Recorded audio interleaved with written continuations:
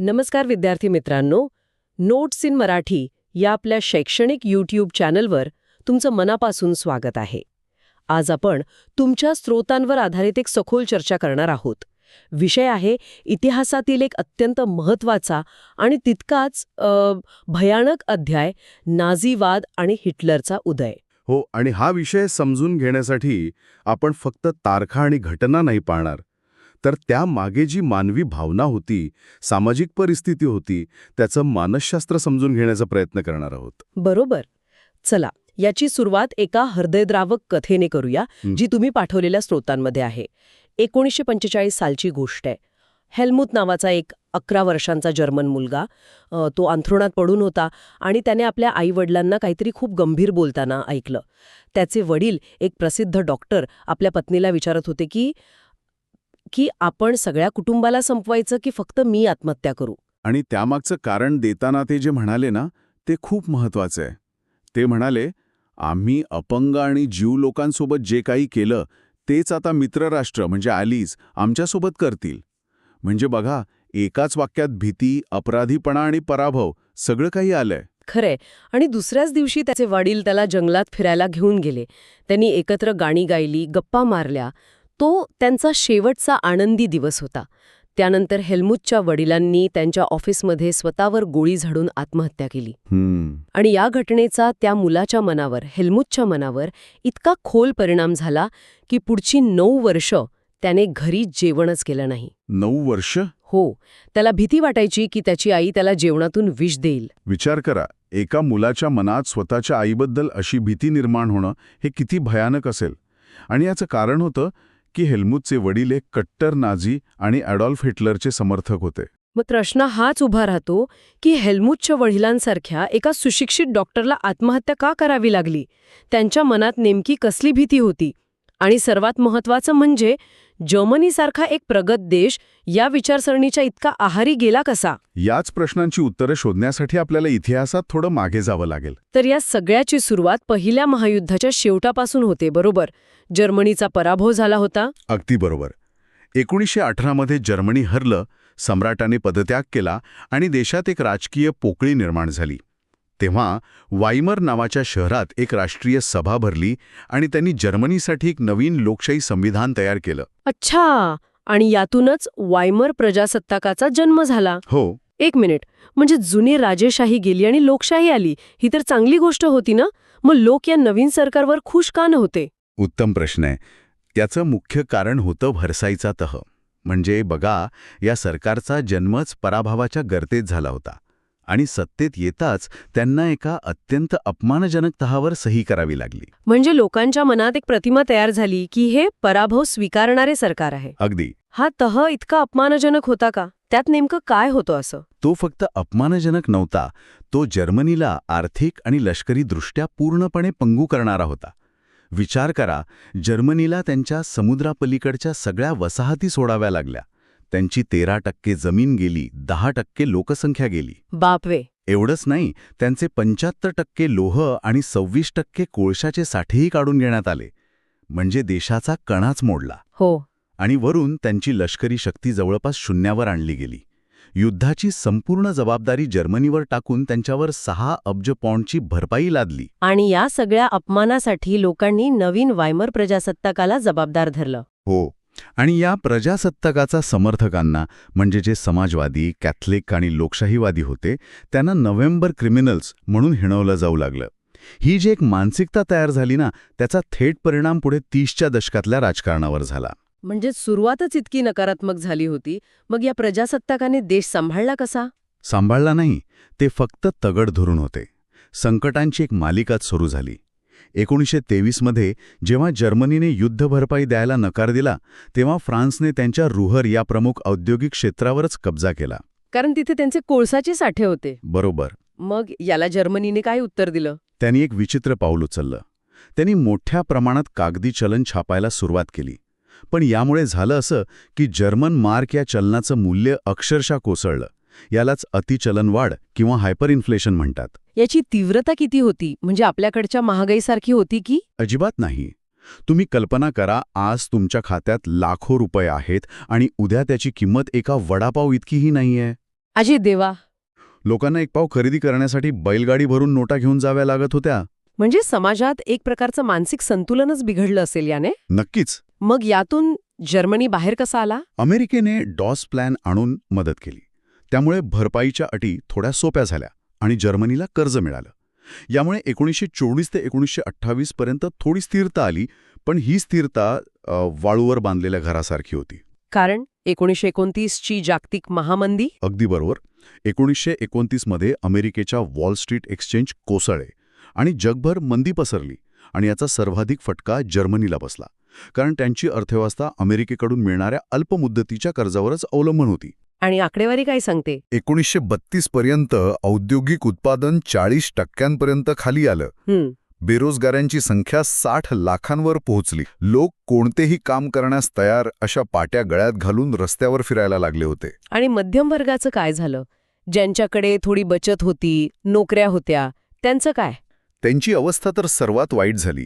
त्यांची बचत तर त्या चलनवाढीतच संपली होती. आता छोटे व्यावसायिक, दुकानदार यांचे व्यवसाय उद्ध्वस्त झाले. त्यांना भीती वाटू लागली की ते श्रमिक वर्गाच्या पातळीवर ढकलले जातील. या भीतीला म्हणजे प्रोलेटॅरियनायझेशनला नाझींनी अचूक हेरलं. हे खूप महत्वाचं आहे. म्हणजे आर्थिक मदतीपेक्षाही त्यांना आपला सामाजिक दर्जा गमावण्याची भीती जास्त होती. हो, मध्यमवर्गीय जे स्वतःला सुशिक्षित आणि प्रतिष्ठित समजत होते त्यांना रस्त्यावर मजुरी करण्याची कल्पनाही सहन होत नव्हती. आणि हिटलरने त्यांना आश्वासन दिलं की तो त्यांचा हा गर्व आणि स्टेटस परत मिळवून देईल. हे आश्वासन त्यांच्यासाठी खूप महत्वाचं होतं. म्हणजे एकीकडे आर्थिक संकट, दुसरीकडे सामाजिक भीती, राजकीय परिस्थिती तरी स्थिर होती का? ती तर सगळ्यात कमकुवत होती. वायमर संविधानात 2 मोठ्या त्रुटी होत्या. एक होती प्रमाणबद्ध प्रतिनिधित्व प्रणाली, ज्यामुळे कोणत्याही एका पक्षाला बहुमत मिळवणं जवळजवळ अशक्य होतं. अच्छा, म्हणजे नेहमी आघाडी सरकार बनायची आणि ती सतत पडायची. बरोबर. आणि दुसरी मोठी त्रुटी होती कलम 48. कलम 48. हो, ज्यामुळे राष्ट्रपतीला आणीबाणी लागू करून नागरिकांचे हक्क काढून घेण्याचे अमर्याद अधिकार होते. म्हणजे लोकशाही असूनही ती खूपच अस्थिर होती. इतकी अस्थिर की वायमर प्रजासत्ताकाच्या त्या छोट्याशा कार्यकाळात 20 वेगवेगळी मंत्रिमंडळं आली आणि त्यांचा सरासरी कार्यकाळ फक्त 239 दिवसांचा होता. बापरे. या सगळ्यामुळे लोकांचा लोकशाही प्रणालीवरचा विश्वासच उडाला. अगदी. म्हणजे एक प्रकारे देश पूर्णपणे भरकटला होता. अर्थव्यवस्था कोसळली होती, सरकार स्थिर नव्हतं आणि लोकांचा कशावरच विश्वास नव्हता. अशा परिस्थितीत जर कोणी येऊन सांगितलं की फक्त माझ्यावर विश्वास ठेवा, मी सर्व ठीक करेन, तर लोक ऐकणारच. आणि तोच कोणीतरी म्हणजे ॲडॉल्फ हिटलर होता का? बरोबर. याच अराजकतेतून हिटलरचा उदय झाला. तो 1889 मध्ये ऑस्ट्रियात जन्मला होता. पहिल्या महायुद्धात सैनिक म्हणून लढला होता. जर्मनीचा पराभव आणि वर्सायच्या तहामुळे तो प्रचंड संतापला होता. 1919 मध्ये त्याने जर्मन वर्कर्स पार्टी नावाच्या एका लहान गटात प्रवेश केला. आणि याच पार्टीचं नाव त्याने नंतर नाझी पक्ष असं ठेवलं. हो, त्याने त्या पार्टीचा ताबा घेतला आणि तिचं नाव National Socialist German Workers Party असं ठेवलं. पण सुरुवातीला त्याला फारसा पाठिंबा नव्हता, नाही का? हो, 1928च्या निवडणुकीत नाझी पक्षाला संसदेत फक्त 2.6% मतं मिळाली होती. पण महामंदीनंतर चित्र पूर्णपणे बदललं. 1932 पर्यंत 37% मतांसह तो जर्मनीतील सर्वात मोठा पक्ष बनला. पण इथे एक महत्वाची गोष्ट लक्षात घेतली पाहिजे. 37% मतं म्हणजे खूप आहेत, पण याचा अर्थ असाही होतो की 63% लोकांनी नाझींना मतं दिलं नव्हतं. अगदी बरोबर. हिटलर लोकशाही मार्गाने सत्तेच्या जवळ पोचला, पण तो कधीच बहुसंख्य जनतेची पहिली पसंती नव्हता.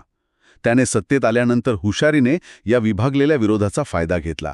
हा आकडा आपल्याला हेच सांगतो की हुकुमशाही लोकप्रियतेपेक्षा जास्त राजकीय अस्थिरतेतून जन्माला येते. मग त्याने या 37% लोकांना आकर्षित कसं केलं? त्याच्यात असं काय होतं? हिटलर एक जबरदस्त वक्ता होता. तो लोकांच्या भावनांना हात घालायचा.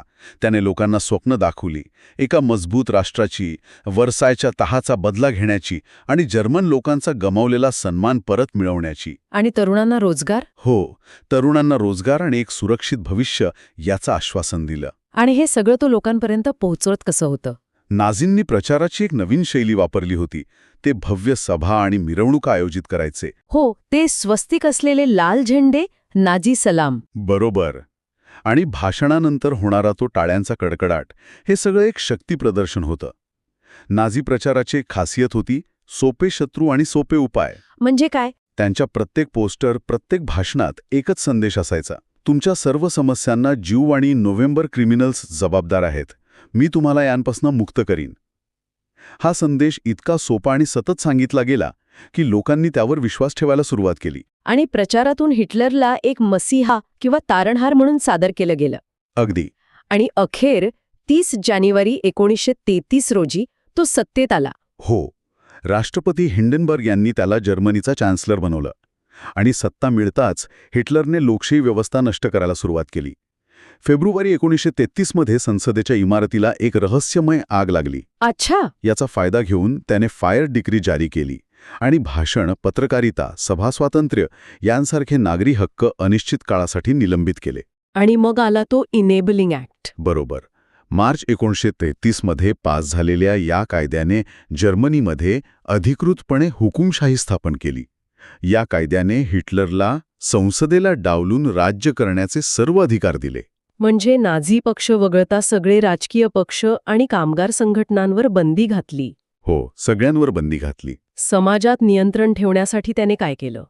त्यासाठी त्याने काही भयानक संघटना उभ्या केल्या. उदाहरणार्थ गेस्तापो नावाची गुप्त पोलीस यंत्रणा.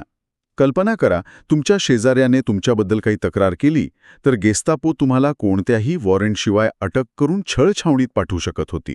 या भीतीनेच संपूर्ण समाज नियंत्रणात ठेवला गेला. हो. सत्तेवर पूर्ण नियंत्रण मिळवल्यानंतर नाझींनी त्यांच्या विचारसरणीची अंमलबजावणी सुरू केली.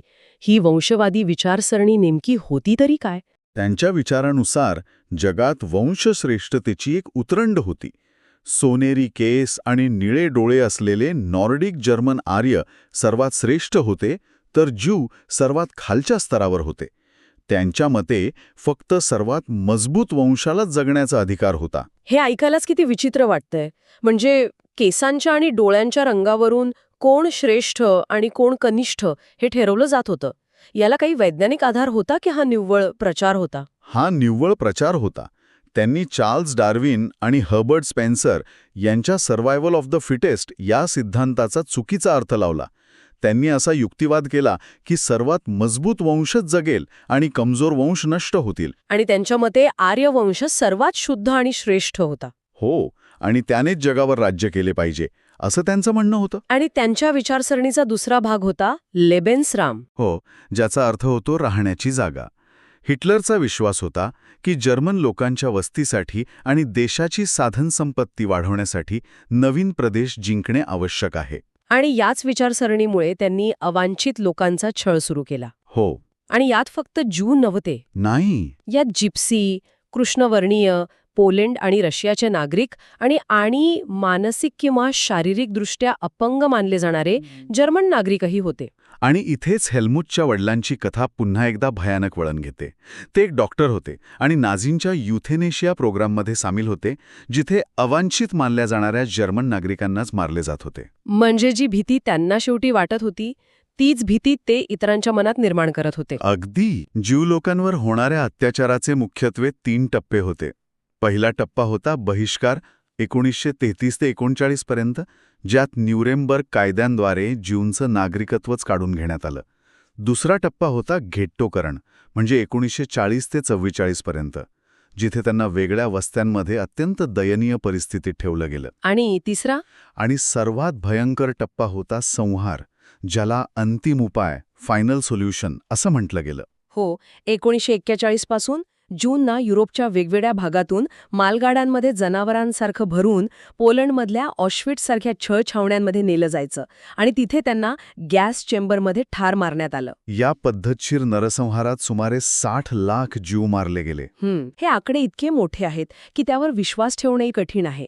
60 लाख ही फक्त एक संख्या नाही, तर 60 लाख वैयक्तिक आयुष्य होती. इतकं सगळं होत असताना त्यांनी संपूर्ण तरुण पिढीला या विचारांसाठी तयार कसं केलं? त्यांनी शिक्षण व्यवस्था ताब्यात घेतली. शाळा शुद्ध करण्यात आल्या. ज्यू शिक्षक आणि मुलांना शाळेतून काढून टाकण्यात आलं. अच्छा. अभ्यासक्रमात वंशविज्ञान हा विषय शिकवला जाऊ लागला, जेणेकरून नाझी विचारसरणी योग्य ठरवता येईल. मुलांना हिटलरची पूजा करायला आणि ज्यूंचा द्वेष करायला शिकवलं गेलं. आणि हिटलर युथ सारख्या संघटना? त्यातूनच तर कट्टर नाझी घडवले गेले. 10 वर्षांपासून मुलांना या संघटनांमध्ये भरती करून त्यांना युद्ध, आक्रमकता आणि लोकशाहीचा तिरस्कार करायला शिकवला जात असे. आणि स्त्रियांबद्दल काय धोरण होतं? स्त्रियांना आर्य मुलांना जन्म देणाऱ्या चांगल्या माता बनण्यास सांगितलं गेलं.